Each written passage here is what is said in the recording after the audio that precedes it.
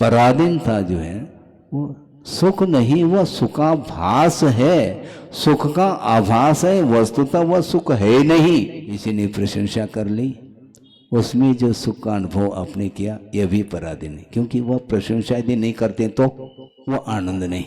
तो जो आनंद आ रहा है वह दूसरे के अधीन ही तो हुआ।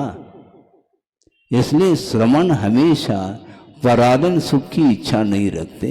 कोई प्रशंसा करे तो ठीक, न करे तो ठीक, आलोचना करे तो ठीक, क्योंकि ये सारे सारे शब्द ही तो है। निंदा परक शब्द और प्रशंसा परक जो शब्द है, ये दोनों कर्णेंद्रिय के विषय बन रहे हैं। इसमें पराधीनता है। आलोचना कर दी तो बस संक्लेश का अनुभव करता है, प्रशंसा कर ली तो वंस मोर कहता है। जबकि दोनों शब्द है, बहुत कठिन काम है ये, दोनों शब्द है। और मान लो उस प्रशंसात्मक शब्द को पूरी सभा ने सुन ली है, किंतु पूरी सभा को आनंद नहीं, किंतु जिसको फोकस बनाया है उसको आनंद का अनुभव हो रहा है। बाकी सबको थोड़ी, हमारी थोड़ी प्रशंसा की है।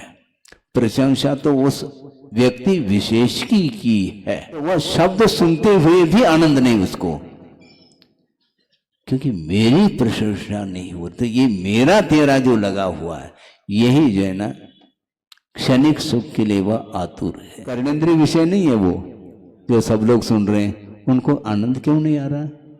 मेरी प्रशंसा थोड़ी करी है। जिसकी की है उसको आनंद है, जिसकी की है उसको आनंद है। और यही कर्म बंध के लिए कारण माना जाता है। सबने सुन लिया प्रशंसात्मक शब्द, किंतु नीच गोत्र का बंध सब कर ले अनिवार्य नहीं, क्योंकि जिसने आनंद मनाया है उसमें उसको नीच गोत्र का बंध होगा। सुनने मात्र से नीच गोत्र का बंध नहीं हो सकता, क्योंकि मैं सुनने के लिए तो बैठा हूं, आप प्रशंसा कर रहे हैं और टाली के ऊपर टाली गड़गड़ाहट, तो वो टाली सब लोगों ने सुना है उस टालियों को, और हमने भी सुना है, और मुझे फोकस करके किया गया। इसके बाद भी उसके साथ मैं संबंध रखूं तो कर्म का बंध हो सकता नहीं है।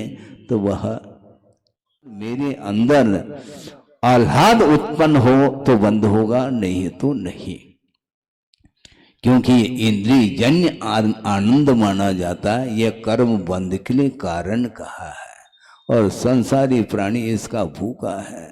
मेरे कोई प्रशंसा नहीं कर रहा, मुझे कोई पूछ ही नहीं रहा।